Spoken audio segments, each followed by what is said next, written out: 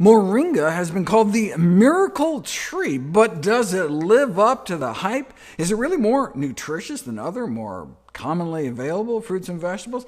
I'll answer that question in this video. In the next video, we'll look at the effects specifically on blood sugars.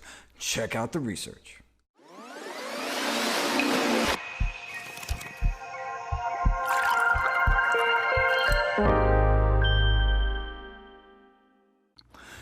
Moringa is a plant commonly known as the miracle tree, due to its purported healing powers across a spectrum of diseases.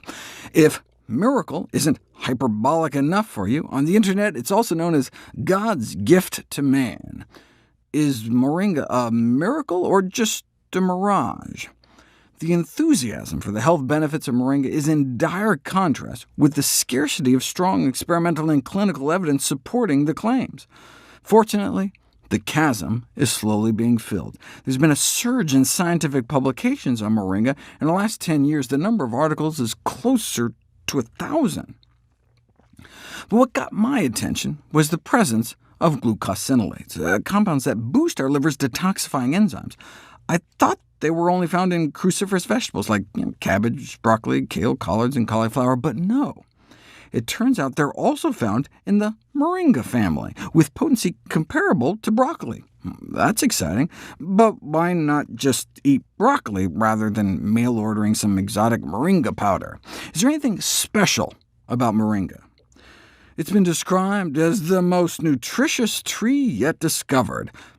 How much is that saying, though? I mean, who eats trees?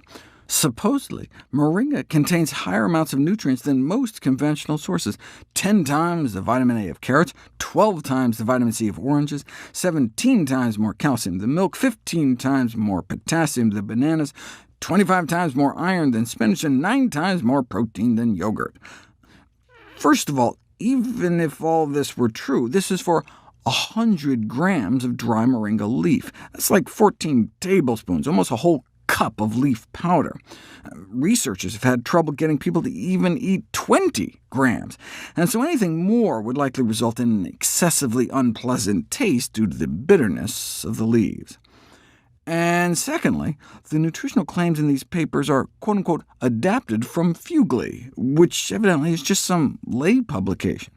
If you go to the USDA nutrient database, though, and enter a more doable dose, like the amount you might get in a smoothie, about 1 tablespoon for instance, a serving of moringa powder has as much vitamin A as a quarter of 1 baby carrot, and as much vitamin C as 1/100th of an orange. So an orange has as much vitamin C as 100 tablespoons of moringa.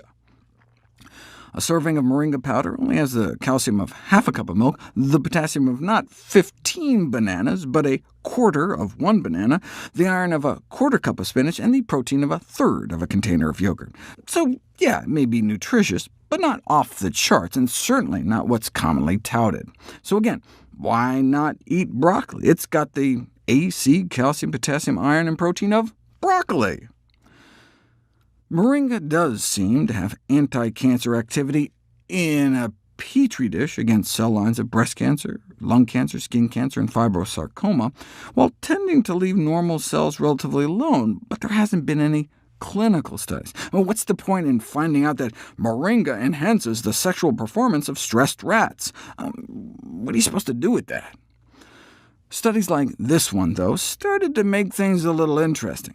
Researchers were testing the effects of a tablespoon of moringa leaf powder once a day for 3 months on antioxidant status, and saw a drop in oxidative stress, as one might expect from eating any healthy plant food. But they also saw a drop in fasting blood sugars from pre-diabetic levels over 100 to more normal levels. Now, that's interesting. I mean, should we start recommending a daily tablespoon of moringa powder to diabetics? Was it just a fluke? Moringa and blood sugar control, a review of the current evidence, next.